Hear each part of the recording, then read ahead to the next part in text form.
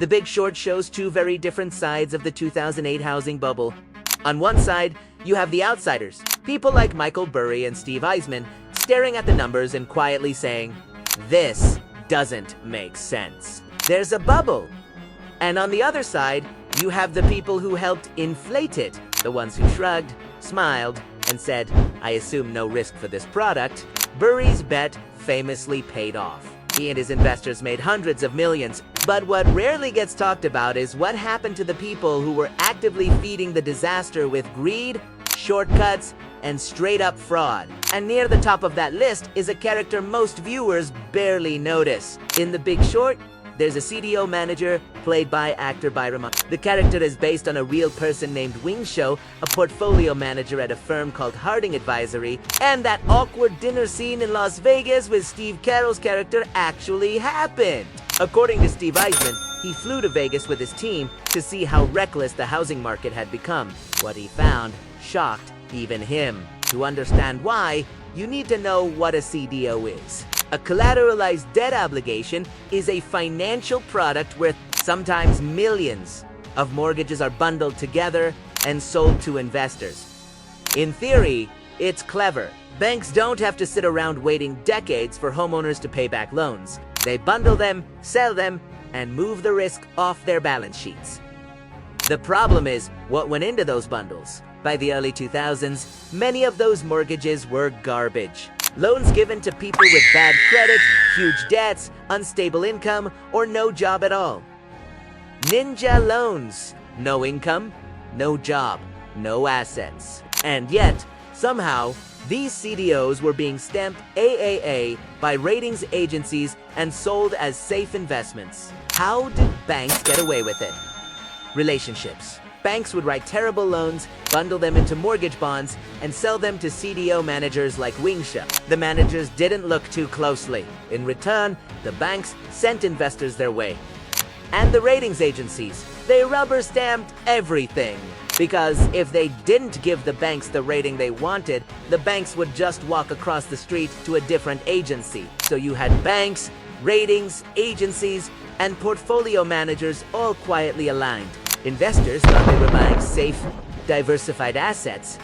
In reality, they were buying a box full of ticking bombs. During that Vegas meeting, Eisman realized something even worse. The market wasn't saying who's broken.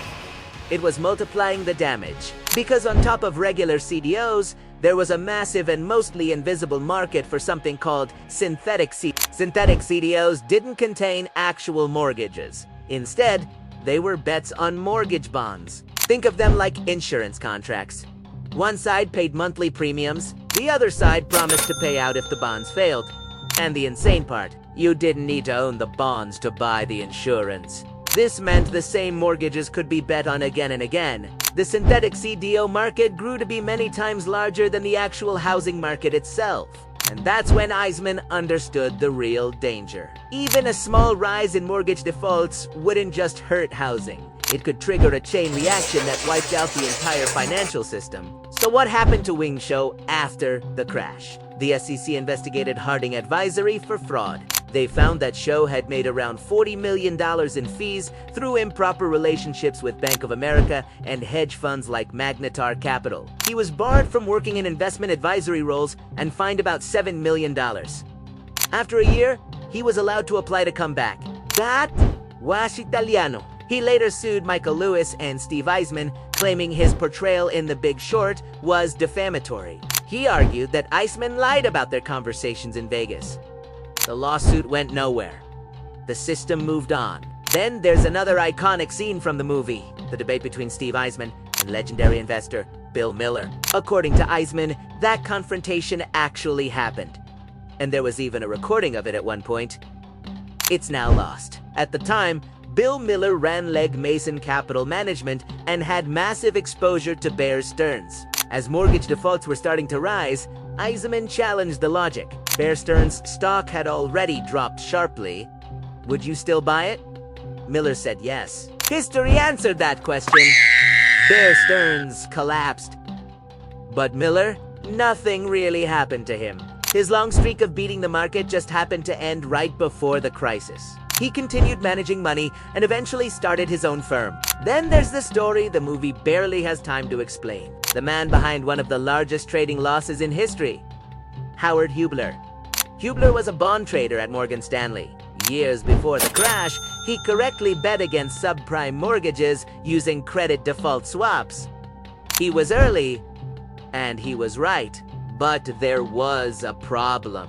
Those bets required paying large premiums while waiting for the bonds to fail. To offset the cost, Hubler made what he believed was a safe move. He sold massive amounts of insurance on AA-rated mortgage bonds. His assumption was simple. Subprime might collapse. High-quality bonds wouldn't. That assumption was wrong.